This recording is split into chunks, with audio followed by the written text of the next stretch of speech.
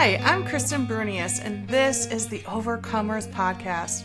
I am so excited for you to hear the stories of incredible people overcoming trials and turning them into triumphs. From everyday moms and dads to entrepreneurs to community leaders and beyond, you'll see how everyone has a story of overcoming, and those stories are what connect us all. Let's hop right in.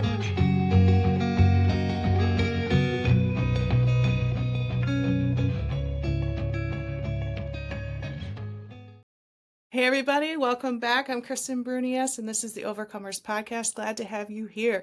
You'll notice we're in a little bit of a different spot. So we are in the process of taking the podcast out of my home into a studio. And so this is a little bit of a work in progress. And thank you guys for your encouragement, your messages, your expertise, your prayers along the way. I really, really appreciate it because I am no interior designer and I literally know nothing about sound or lighting or any of those things. And we are just learning. And I'm hoping that in the learning process that I give God all of the glory, because I certainly didn't have any of these skills when I started this podcast on a Tuesday morning in 2023. Speaking of that, I feel like I owe a little bit of an apology. Some of you who know me well know this about me, that when I get nervous, I overtalk. And so I've noticed the last couple episodes, in the midst of all of the moving pieces of the furniture and the lighting and the background and the plants and all of the headshots and all of the decisions that have become part of this process, that my introductions have been pretty long, like 6 or 7 minutes. So my apologies. When Kristen is nervous, she talks too much or over talks. And so I am learning to be clear and concise. And so thank you for loving me through this and not turning off the podcast. I'm sure some of you fast forwarded, and that's totally fine. So just wanted to thank you for that. And just a reminder, please share this podcast with your friends and family. This is episode 50, which is crazy to me. So that means that there's 40 some, because I did do some solo episodes in there, but there's 40 some people who have been willing to come on and share about their business, their struggles, their addictions, their mental health, infertility, all kinds of different things. And so I just want to give a shout out to all of those people, especially those in the first 5 to 10 episodes who are willing to come on and share their story,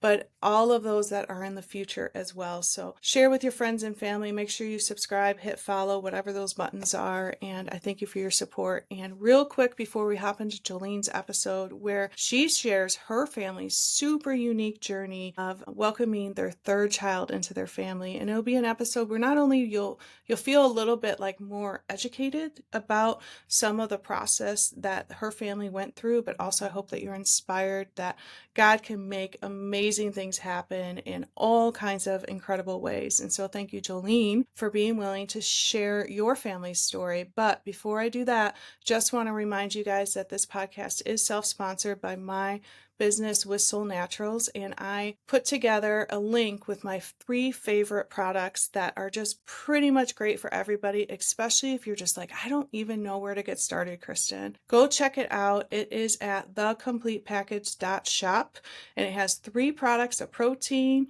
Cinnamate, which is my all-time favorite, and a capsule, which is great for sleep and deep bloating and any like acid reflux, digestion issues, any of that kind of stuff. You'll find it at thecompletepackage.shop. Check it out. Your purchases do go to support the podcast, because my business with Soul is how this podcast is made possible. So thank you for your support, and I so appreciate it. And I know you're going to love this episode, so let's hop right in. Thanks, guys. Hey, everybody. Welcome back to Overcomers, Stories of Trials and Triumphs. I have another super fun guest. I think I say that every week because it's true. I get to hang out with the coolest people. So I have Jolene Musch here that I actually reconnected with, but here's what's super funny. So last week's guest, it was Amanda, and Amanda and Jolene are BFFs. And so it's kind of fun. Their episodes ended up coming out back to back, and I actually recorded back to back as well. So super fun that I got to hang out with both these girls. And then I just have to tell the story of a little bit of what happened as we were preparing for this episode. As the devil likes to do, he likes to throw all kinds of wrenches into things. The camera wasn't working, my computer wouldn't turn on, Jolene's camera wasn't working, we couldn't get the sound to connect, and so she actually physically drove, because we were like, we're going to do this. Like, this is going to be a for real thing. So here we are, and just I just think part of it is that your story is so powerful and it needs to be heard, and the devil likes to do these things where he's like, yeah, I don't want to get that out there. And so I'm going to put little kinks into there. So we're blasting some praise and worship music. She moved locations. She actually went to Amanda's house. So the background might be the same. And it was awesome. It was awesome. So Jolene, throwing it to you. Like I said, we met in high school. She was in my brother's class, which was a year older than me. Just always really admired her, looked up to her, thought she was sweet. Her and her husband were like high school cutie pies. And then we graduated. And similar to the story I told with Lorena, because Jolene, did I tell you I recorded with Lorena a couple No, days ago? Yeah, I so didn't know that. How exciting. yeah, yeah. So same thing. Like we graduate from high school, Lorena went and did her thing, Jolene went and did her thing, and as things happen, thanks to social media, a lot of us are reconnecting now in our feeds. So Jolene and I reconnected. We met for coffee. She lives 45 minutes away, I'd say, and then stumbled across her in Chicago of all places. I really wanted And us to be together. I know, I know. So anyway, Jolene, tell us a little bit about yourself. Where do you want to start? All right. I am a mom of three. I've been married to my husband, Greg, my high school sweetheart, for 23 years. Um, I'm a stay-at-home mom. I'm so blessed to be able to do that and to spend time with my bigs and my little. Thanks for having me. I'm excited to be here. Awesome, awesome. So I mentioned earlier you and Greg are high school sweethearts. So tell us a little bit about that. When did you guys Yep. start dating? Freshman We year, started sophomore year? dating junior year of high school. Junior. Okay. I was dead set against dating him. I think he asked me out 8 times. I said no until the eighth time. And it took one date, and I was just completely in love. And yeah, so we've been married for 23 years now. I praise God for that. He just kept on asking me out. His perseverance was good. That's awesome. That's awesome. So you guys got married right out of high school, and then what happened next? So we got married right out of high school, and I was 19, he was 20, and we got pregnant right away with our son Grant. I just really wanted to be a mom. I was so excited to be a mom for somebody to need me. And then 3 years later, we had our daughter Brooklyn.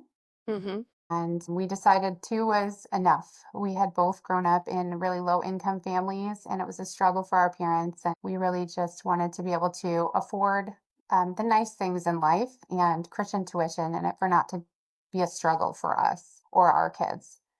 So Greg had a vasectomy when he was 24, and we just decided that was it. Like we were just, no matter if we wanted more kids or not, two was good. We were happy with that decision. 24 is so young to make that decision.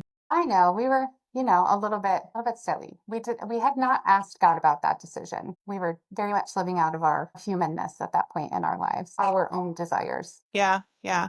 Because I'm thinking, I mean, I didn't meet Dave until I was 22. Yeah, 20. Ugh, now I can't remember. 22. Yeah, 22, May 24, Autumn 26, Finley 28, Deacon Yeah. 30. Yep.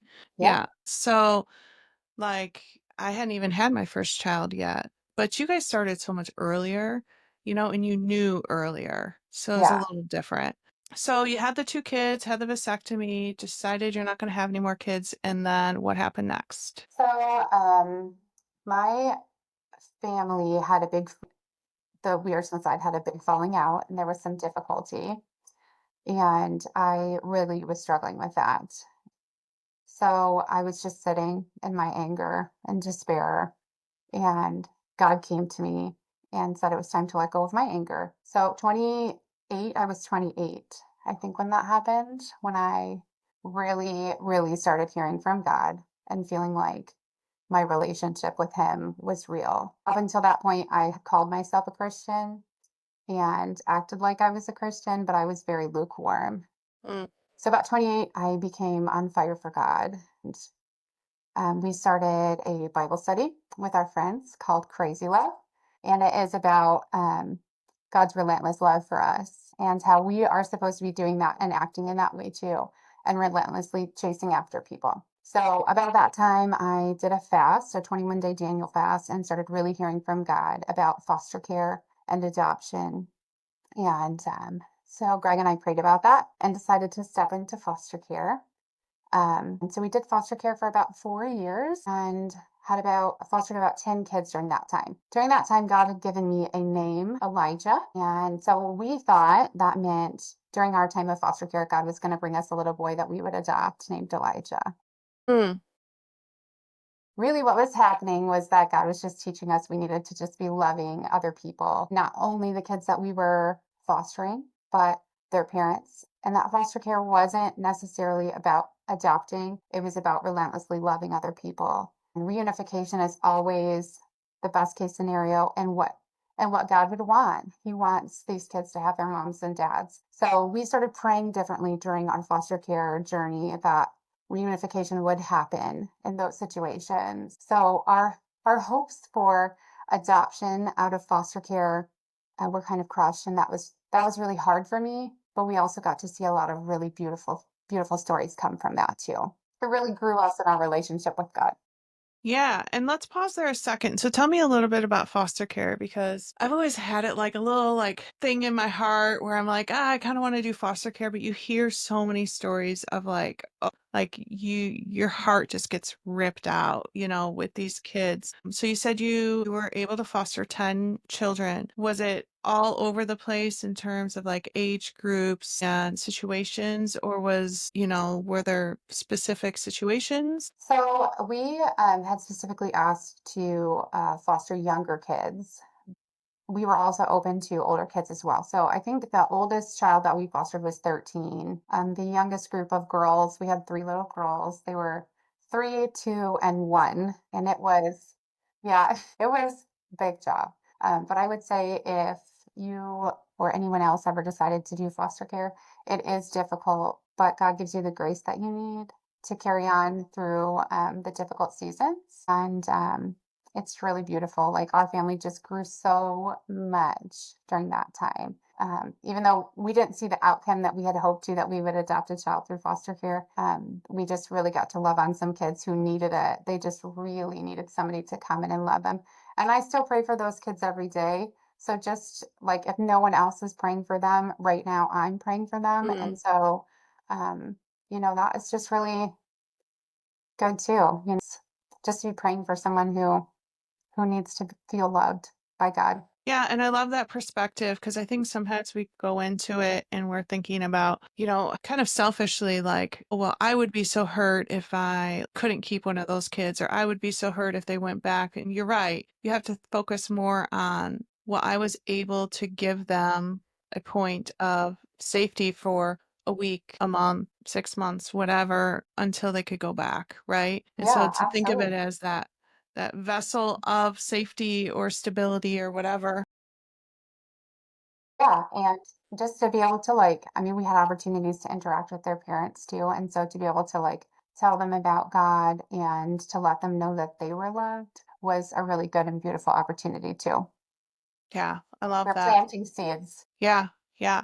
It reminds me, Satinka, which was a episode like probably 3 or 4 episodes ago. She talked about when she was in foster care, she ended up getting flown from California to Michigan, and I think she said she spent a year in Michigan. And she said during that time, what she learned was like, this is how you set the table, and dinner's always at 5:30 or 6 p.m. and we have a routine and things like that. And so it introduced her, like what she learned from that was like structure. And because she had come very much from like kind of a life of chaos. And so, yeah, just foster care has always like kind of just been on my heart, and it's Uh, you people like that do this, like, you're so awesome. God really blessed us through it. So it wasn't even about us in the end.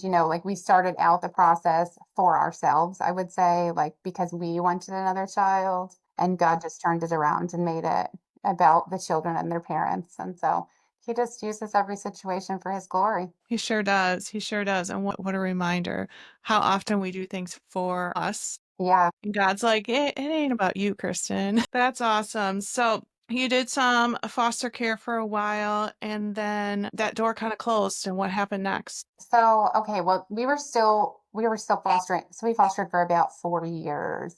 But during that time, we like we're kind of ending or nearing the end of that, and we were like, what do we really did want another child, but God started giving me dreams about being pregnant. I don't usually dream, so if I do dream, I know it's from God.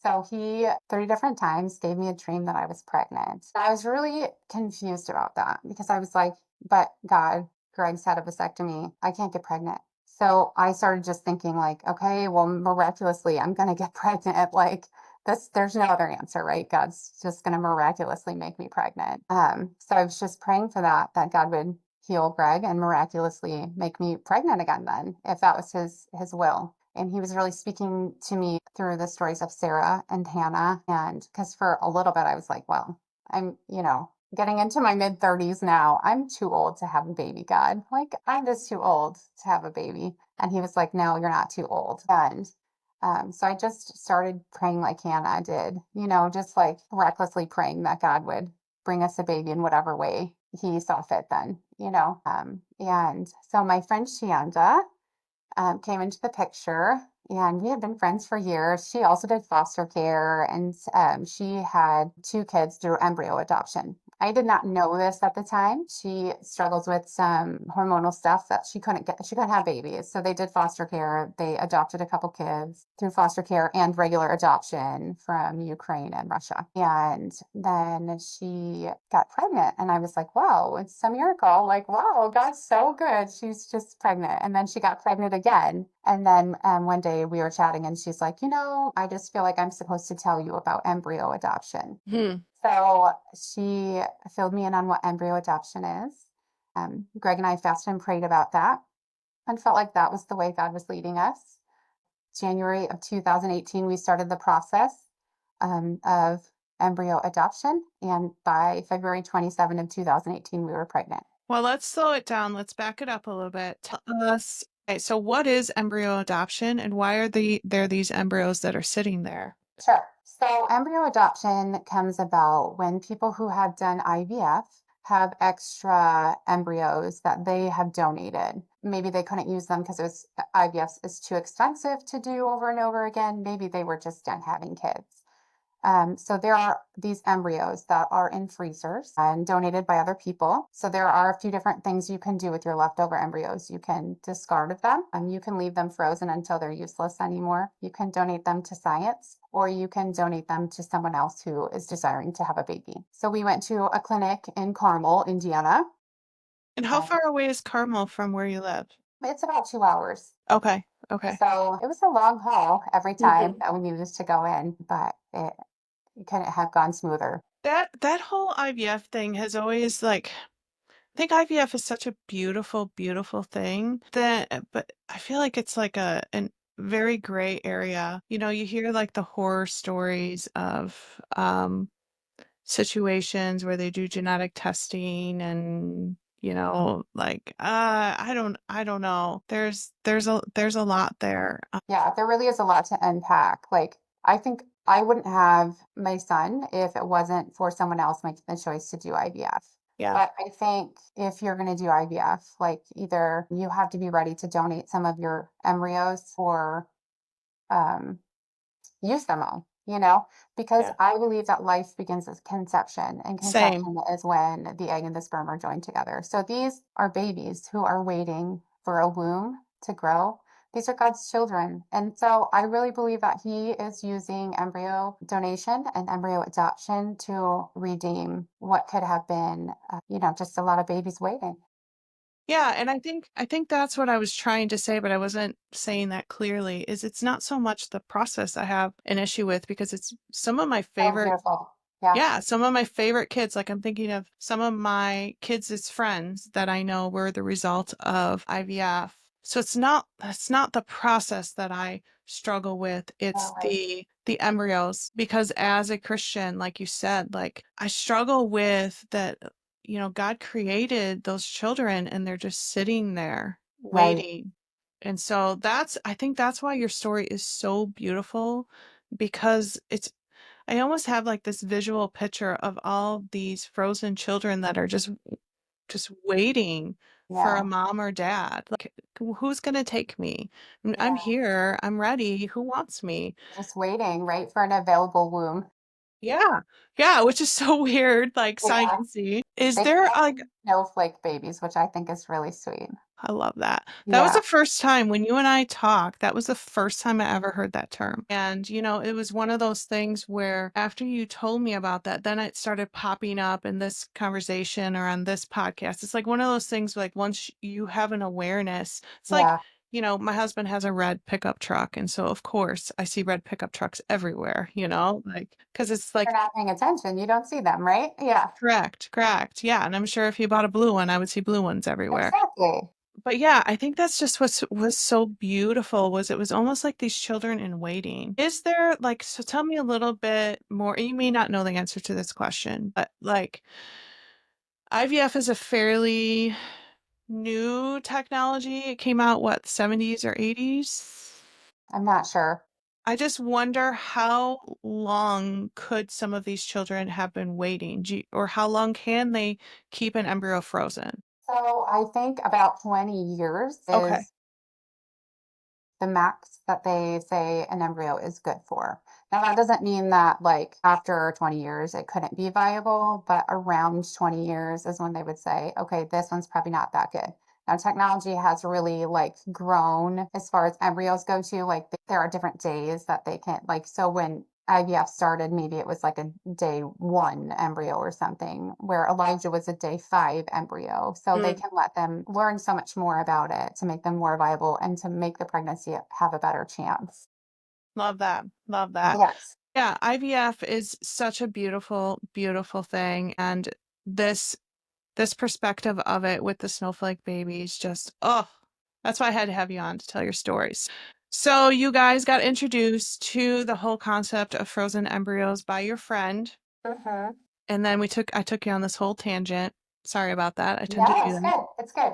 And so you ended up pregnant when? So the process, let me just tell you a little bit about the process of embryo adoption because it is sort of like a little, I don't know, in my experience I was like, okay, this is like an add to cart situation. Mm, Like you go online and there are profiles of all of these waiting embryos and you can see what the genes, the biological genes are of each parent that has donated. And so we went on and we were just kind of searching through the profiles and just praying and waiting for the right one. And so we kept finding all of these profiles and saying like, okay, this one looks great. Let's get this one. By the time Greg would get home at the end of the day, the profile would be gone. And we'd be like, oh my goodness, now we have to start again. So we did that and you have a time period because we've already started hormones at this point, mm. and so we're just waiting on the embryo. And so we are in chats with the nurse at the office, and she's like, okay, I have this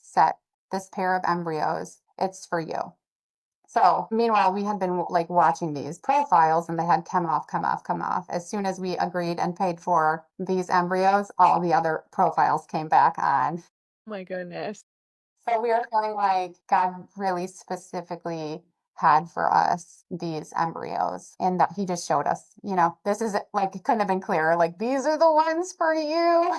I love that. I Yes. love that. A fun little side story on that journey. So that is crazy, like to think it's like almost like an add to cart situation, It but is. Yeah. I mean, I guess it is what it is. Even when we were picking out a sponsor child, it was like, ooh, let's look through the catalog of kids. Right. It's like, Right. ooh. Right. And So, so we really just had to decide like what, so if there was mental health issues or if there was a history of cancer or heart disease or whatever, all of that stuff was laid out there. So it's like, well, where do you draw the line? And for us, it was like, well, it just doesn't. And also even race, like it just didn't matter to us. We were just like, it doesn't matter. God has us here looking for our child. He specifically led us here. So let's just pick one. But yeah, he was very specific about who he was bringing to us. yeah, yeah. So what happened next? So you picked the embryos out. I guess Yeah, you and it was very purchased close them. to the time that we were supposed to have the procedure done. So we had already been doing all of our hormones and the shots and all of the things because it really is pretty much the IVF process. You're getting the hormones and the shots and all the different things happening there too. So we went in for the procedure, and the doctor prayed for us, which was amazing. And went home and waited and waited, and then went for blood work and found out we were pregnant. So, first try, we ended up pregnant, which was great. That is so cool. That is Yes. so cool. So what does the pregnancy itself look any different? Like once you get a pregnancy test, like everything just goes normal, smooth, Yep. nothing. Yep. So they keep you on, so at the fertility clinic, they keep you on for about 10 weeks to make sure Mm. everything is okay. And then they just release you to your regular doctor's office. And it's just like a regular pregnancy. Yeah, it really is. So, yeah. So, and it was my best pregnancy. Like, of the three that I had, I would say I was the healthiest and the strongest throughout that last pregnancy, and my oldest at 36 years old. So, even Yeah, though they called me a geriatric pregnancy, I felt great.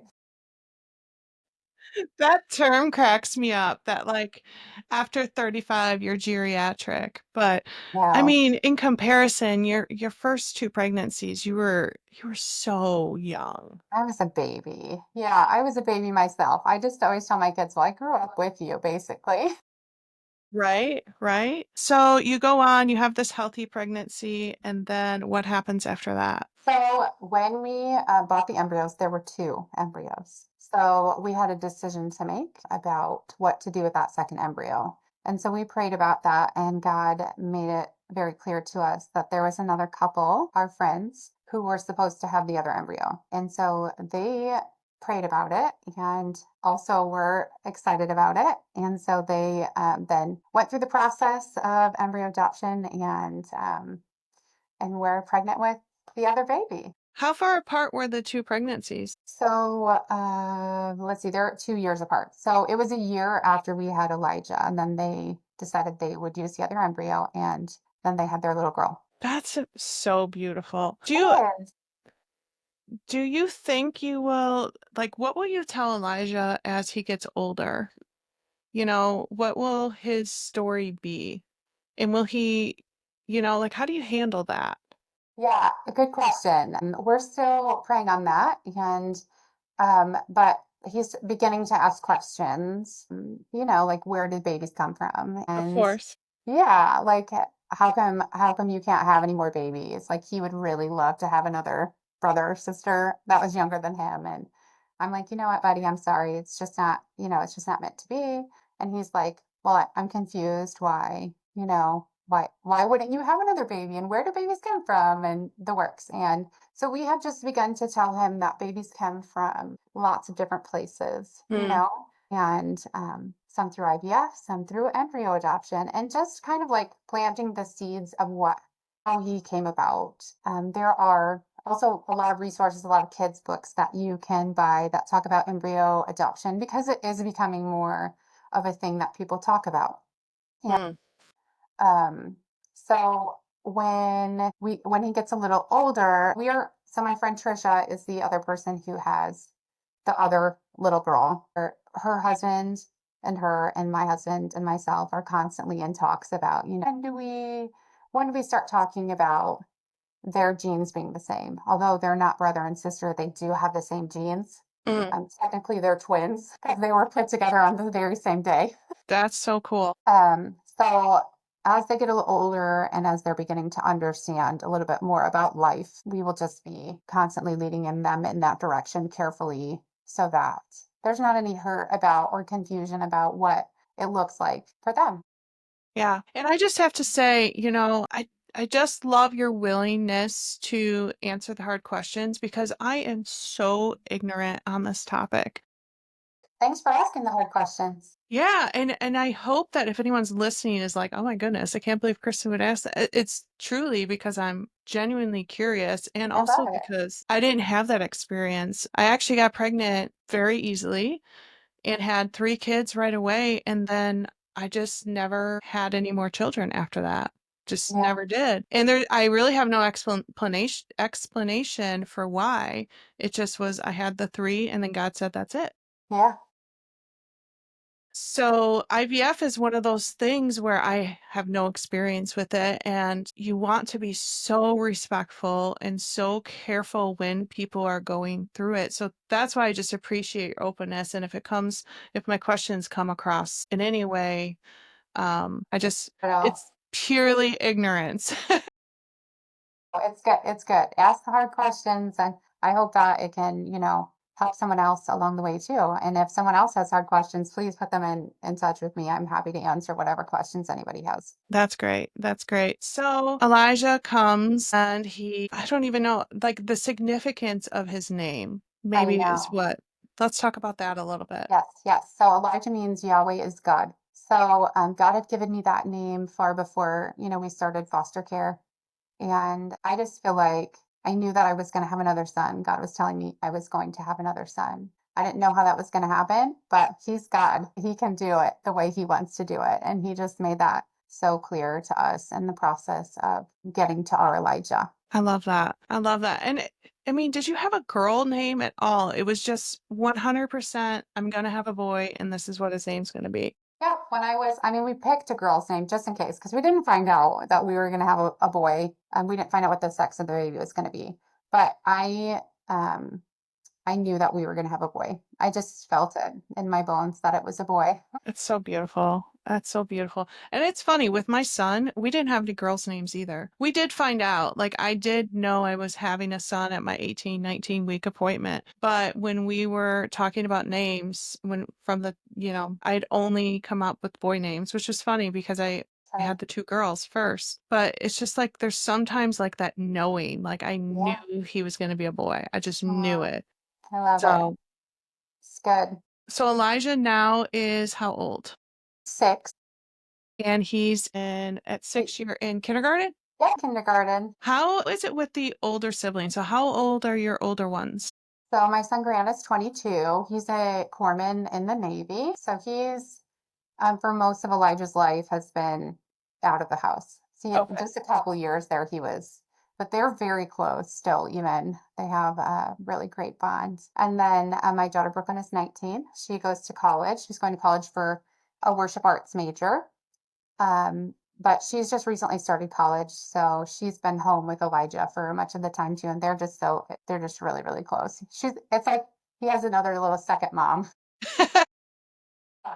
I mean, we have a big gap. Like there was 13 years between Brooklyn and Elijah. And so I would just speak to also to the older moms who have waited and are still like maybe desiring to have another baby. Like go for it. It's amazing to have a teenager in the house when you have a baby. It's just such a blessing. Yeah, yeah. I brought this up on another episode. I had just recently read a study that talked about how the structure of families used to be that you would have these giant families. Like my grandpa and grandma both came from families of like 10 to 12, siblings. And so it was super common for teenagers to have babies in the house, right? And so they did this study on the positive mental health effects of teenagers spending time with babies, toddlers, just how healthy that is. And with the change in family structure and the change in society, like that doesn't happen as much as it used to. Right. But to encourage those things, like get them involved in babysitting or the church nursery. And actually, in this case, they did talk about teenage pregnancy and actually that as a society, we tell people that teenage pregnancy is the end of their life and that nothing good is going to come from it. And I'm not advocating for teenage pregnancy, but what they were saying was that there's a lot of mental health benefits for teenagers to spend time with babies. So you kind of did that for your kids. It was not purposeful, but in a totally roundabout way. Yes, yeah, yeah. So, and it's good. I mean, Brooklyn has learned so much from having a baby in the house with her and a toddler and now a 6-year-old. Like it's just, she's going to be a really great mom someday. So it's just made her a really well-rounded woman too. Yeah, yeah, it does because it puts responsibility on them. They step into the role of example. They contribute. When there's a toddler or a baby in the house, that teenager has to realize like their needs come first, right? Exactly. And so there's a lot of good things there. All right. Well, is there anything you want to add? Is there anything that Um, we've forgotten? I don't think so. I think we've really kind of came full circle. But yeah, I guess I would just add that my last thing would be that I have space in my house, a room in my house that I pray over and I ask God to use. And He's used that for foster care, for my own children, for exchange students, for friends, for family, and it's good. And I just pray that He continues to use it for His glory and to use me for His glory. Yeah.